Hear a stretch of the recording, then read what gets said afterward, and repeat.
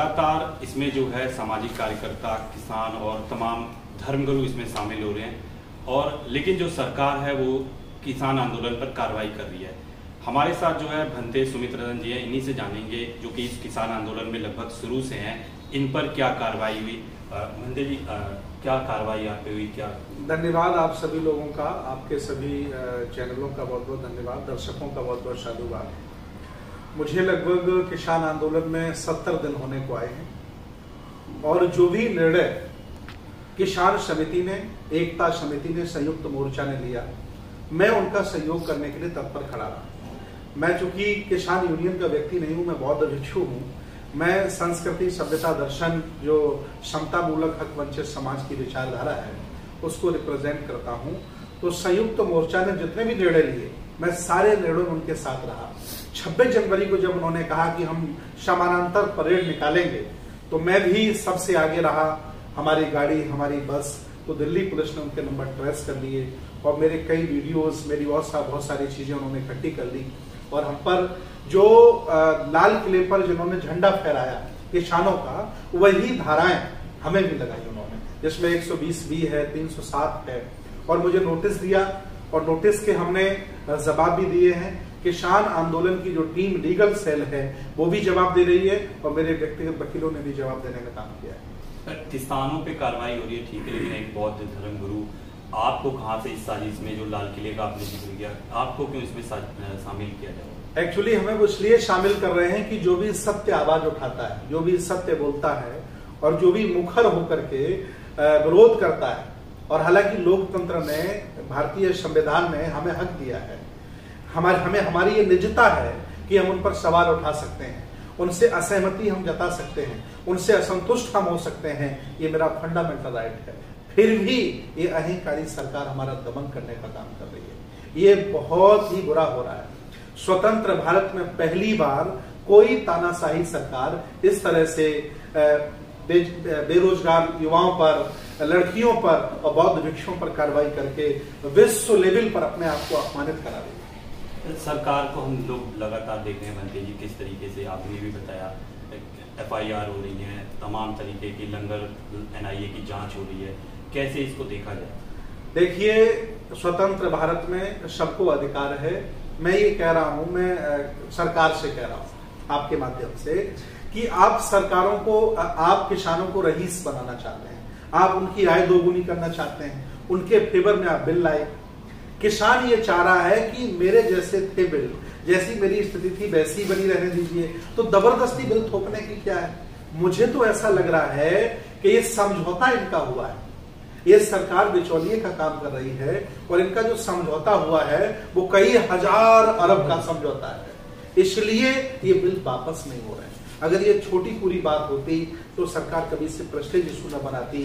पूरे देखिए, अभी चुनाव हार गए, पंजाब में चुनाव ये हार गए और जहां जहां भी चुनाव होंगे, मैं दावे के साथ कह रहा हूं, अन्नदाता और अन्न खाता दोनों किसानों के साथ खड़े हैं, ये हर जगह हारेंगे। फिर भी इनका अभिमान चूर चूर नहीं हो रहा है। बड़ा लंबा डील है, बड़ी लंबी पैसे की डील है, इसलिए सरकार झुकने को तैयार है। आप पे किस तरीके से, जैसे FIR अगर हुई है, नोटिस आपको आया, कैसे इसकी जवाबी की कार्रवाई आपकी क्या होगी? देखिए, लोकतांत्रिक तरीके से उन्होंने हम पर केस किए, लोकतांत्रिक तरीके से मैं जवाब दे रहा हूं। अगर सरकार संविधान को मानेगी तो मेरी भी सुनेगी और अगर सरकार तानाशाही हो जाएगी तो कोई बात नहीं है। अगर मुझे वो जेल डालेंगे तो मैं जेल चला जाऊंगा।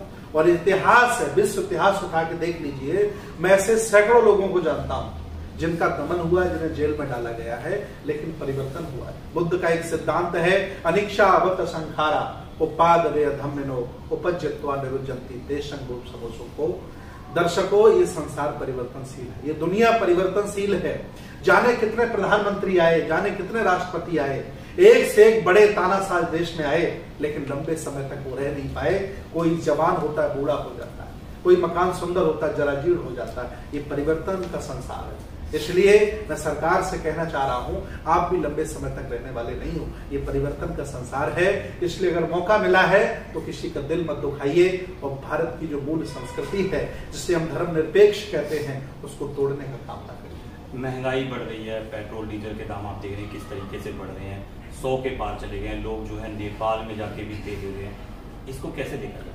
देखिए, ये बड़ी बेइज्जती है, अंतर्राष्ट्रीय लेवल पर बेइज्जती है कि नेपाल से सटे जनपद, भारत के लोग, जहां भारत की करेंसी की पावर ज्यादा है और नेपाल की करेंसी कमजोर है, लेकिन मेरे भारत के लोग मुंह छुपाकर, देखिए कितनी तोहिनी वाली बात है, मुंह छुपा करके मेरे लोग बेचारे नेपाल में पेट्रोल लेने जा रहे हैं, डीजल लेने जा रहे हैं, फिर भी शर्म नहीं आ रही। मैं तो कह रहा हूं कि इस सरकार की गलत नीतियां हैं। सरकारें पहले भी रही, मनमोहन की सरकार थी, बैरल बहुत कच्चा डीजल महंगा आता था, फिर भी उन्होंने महंगा इतना ज्यादा नहीं दिया।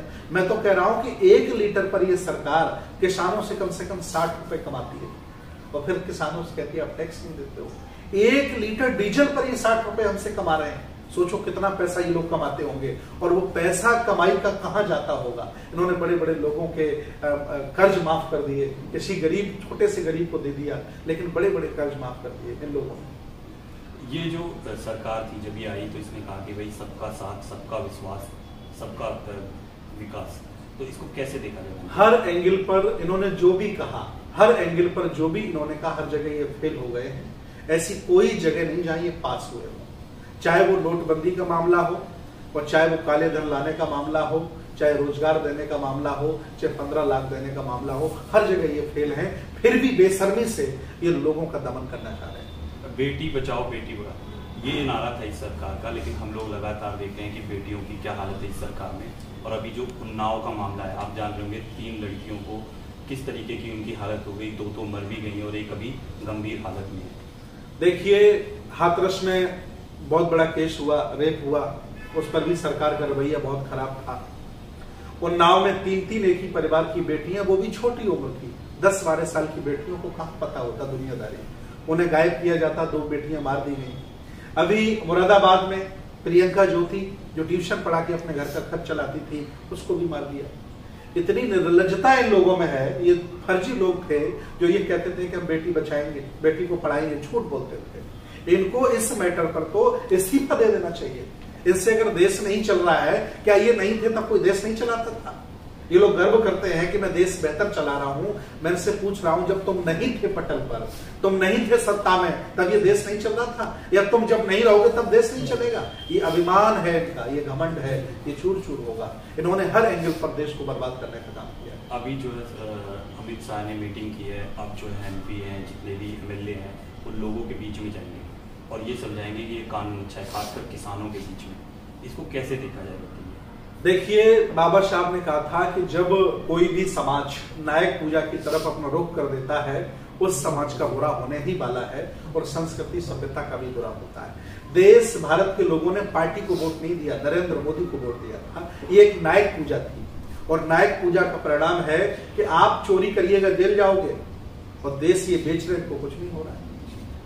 आप अगर छोटा सा गुनाह करें तो आप जेल चले जाएंगे। जैसे मैंने बोल दिया, किसानों के पक्ष में हम पर FIR कर दी, और देश जिन्होंने बनाया नहीं है, उनका कोई योगदान नहीं, वो देश को बेच रहे हैं। आखिर उनको तो फांसी होनी चाहिए, मैं मांग कर रहा हूं, लेकिन कोई कुछ नहीं कर रहा है। ये बहुत ही बुरी दशा में देश जा रहा है, पूरी दुनिया थूक रही है, तब भी इन पर असर नहीं पड़ रहा है। क्या लग रहा है बनते जी, लोकतंत्र खत्म हो गया या खत्म होने की कगार पे? लोकतंत्र खत्म करना चाह रहे हैं, संविधान खत्म करना चाह रहे हैं, लेकिन ये कोई आसान काम नहीं है। लोकतंत्र ऐसे खत्म नहीं हो जाएगा, ना ही संविधान ऐसे खत्म हो जाएगा। खत्म करने वाले, गलत मंसूबे वाले जरूर खत्म हो जाएंगे, मुझे विश्वास है। एक सवाल और बनता है कि लगातार जो है ये सरकार प्रयास, पहले खालिस्तान आया, पाकिस्तान आया, चीन आ गया, तमाम और मुद्दे आ गए, पिज्जा, समोसा सब आ गया। अब जो है सरकार इसको कम्युनिटी में ले रही है, यानी कि आप देखेंगे, अभी मैं मीडिया में देख रहा हूँ 2-3 दिन से कि वो विशेषकर एक जाति का है, एक जाति का नाम लेके संबोधित कर रहे हैं। किसान से वो जाति पे आ गए हैं। क्या देखा जाए, कैसे ये जाएगा? देखिए, समूह कभी बिकता नहीं है, व्यक्ति कभी भी बिक सकता है। और ये जो किसान आंदोलन से, संयुक्त मोर्चा से, जिस तरह से मेन थीम की जो मीडिया, जिसे हम गोदी मीडिया कहते हैं, उन्होंने जिस तरह से टिकट को उछाला है, ये भी नायक पूजा की तरफ जा रहा है। और इस तरह से जाति से संबोधन करना, किसान आंदोलन में ऐसा कोई धर्म नहीं था। देश भारत जाति प्रधान है, सब जानते हैं। राष्ट्रपति हो जाने के बावजूद भी कोई न कोई दलित बना रहता है, ऐसा संबोधन हम करते हैं। तो मैं मानता हूं कि वहां सभी धर्म के, सभी जाति के लोग आ रहे थे, लेकिन मीडिया ऐसे विशेष जाट का आंदोलन बताने लगी है। ये आंदोलन को तोड़ने की साजिश है, ये किसानों का आंदोलन है।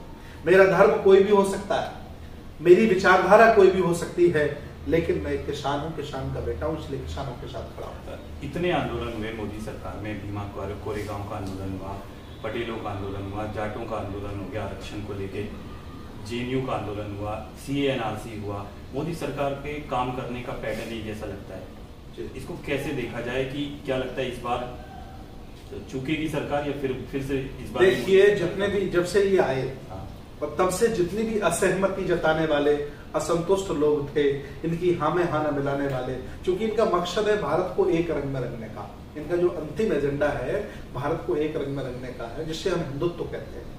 लेकिन हिंदुत्व तब होता है भारत जब सारे मुसलमान मारे जाएं, सारे सिख मारे जाएं, सारे ईसाई मारे जाएं, सारे बौद्ध मारे जाएं और सारे कम्युनिस्ट मारे जाएं, तब जाकर के हिंदू राष्ट्र बनता है ना ये। लेकिन ये उस एक रंग में रंगना चाहते हैं।